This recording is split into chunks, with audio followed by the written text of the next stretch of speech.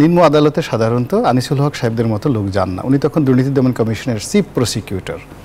তো সেই অবস্থা তিনি নিম্ন আদালতে গিয়ে আমার যেন বেল না হয় সেইভাবে করে আমাকে জেলখানায় ঢোকানোর সমস্ত ব্যবস্থা তিনি করেছিলেন। মামলাটা ছিল মিথ্যা এবং এই মামলাটা দিয়েছিলেন জনাব সালমান এফ রহমান। আল্লাহর বিচার যখন হয় এটা খুব যাকে বলে নিষ্ঠুর হয়, নির্মম হয় এবং অনেক দিন পর্যন্ত সেই এখন আপনি দেখুন এখনও ঢাকা শহরের অনেক এলাকাতে ঘুরলে আপনি রক্তের গন্ধ পাবেন। এই যে সালমান এফ রহমান সাহেব, আনিসুল হক বলেন এটা এরকম হবে, এটা এরকম যে হবে না এটা আমার কখনো মনে হয়নি। এরকম হবে I was waiting. Salman F Rahman এবং আনিসুল হকের যে 10 দিনের রিমান্ড, সেটা নিয়ে প্রথমেই গোলাম মোল্লা রনি আপনার কাছে আসতে চাই। এত বড় একজন শীর্ষ ব্যবসায়ী, প্রধানমন্ত্রীর এত কাছের একজন লোক এবং দেশের সবচেয়ে ক্ষমতাধর মানুষগুলোর মধ্যে একজন, এই যে তার আজকের এই পরিণতি, এটি নিয়ে আসলে মানে আপনি কি বলবেন, কি বার্তা দেয় আসলে? না, প্রথমত হলো যেখানে আমার কথা বলাটা, তাদের বিরুদ্ধে কথা বলাটা আমার স্বভাব বিরুদ্ধ দুটো কারণে। প্রথম কারণটা হলো যে আমি সাধারণত একটা মানুষ যখন খুব বিপদে পড়ে, মুসিবত পড়ে, তাদেরকে নিয়ে পার্সোনালি আমি বলি না।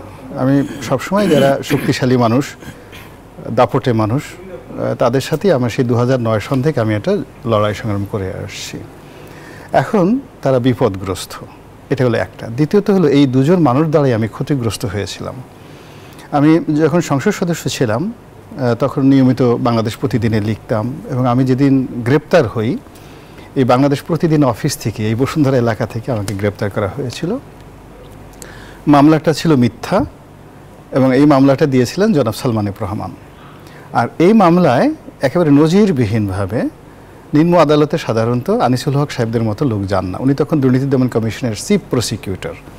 তো সেই অবস্থা তিনি নিম্ন আদালতে গিয়ে আমার যেন বেল না হয় সেইভাবে করে আমাকে জেলখানায় ঢোকানোর সমস্ত ব্যবস্থা তিনি করেছিলেন।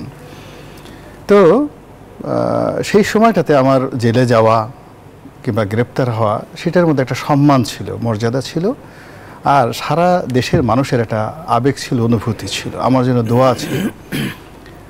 আর এখন তারা যে পরিণতির মধ্যে পড়েছেন, এই পরিণতিটা আমি বলবো যে আপনি কি কখনো চিন্তা করেছিলেন যে না, আমি আসলে তাদেরকে ক্ষমতাধর মানুষের কখনো এরকম হতে পারে? না, চিন্তার জন্য না, আমি এটা জানি আমার ইতিহাস থেকে তাদের যে এই পরিণতিটা একেবারে নির্ধারিত ছিল এবং প্রধানমন্ত্রী শেখ হাসিনাকে যে পালাতে হবে, এটা আমি 2012-13 সনেই এরকম অনেক টকশোতে বলেছি, লেখালেখিতে লিখেছি, আকার ইঙ্গিতে। রেজা শাহ পাহলভী কীভাবে পালিয়েছে আপনি 2012-13 সনে 14 সনে মানে আমার যে লেখাগুলো আছে, টকশোগুলো আছে, সেখানে দেখবেন যে ডাইরেক্টলি আমি এই কথাগুলো বলেছি যে তাকে এভাবেই পালাতে হবে।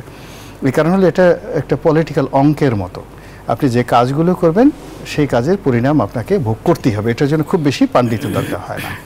তো এখন মাননীয় প্রধানমন্ত্রী, সাবেক প্রধানমন্ত্রী, তিনি যে কর্মকাণ্ডগুলো করছিলেন, সেই কর্মকাণ্ড বিশাল 18 কোটি জনগোষ্ঠীর জন্য তার যে মেধা দরকার ছিল, মানে তার সহযোগী হিসেবে যে জুয়েলসগুলো দরকার ছিল, তো সেই জায়গাগুলোতে তিনি তাদেরকে না নিয়ে তিনি যখন সালমান এফ রহমান সাহেবদের মতো বা আনিসুল হক সাহেবদের মতো তিনি এই লোকদেরকে নিলেন এবং এরা এতটা শক্তিশালী এবং ক্ষমতাধর হয়ে গেল যে তাদের কাছে এই সমাজের মেধা, যোগ্যতা, সততা, এর সবগুলো আরবি থেকে যেটাকে বলা হয় মাহরুম, মানে অসহায় হয়ে যাওয়া।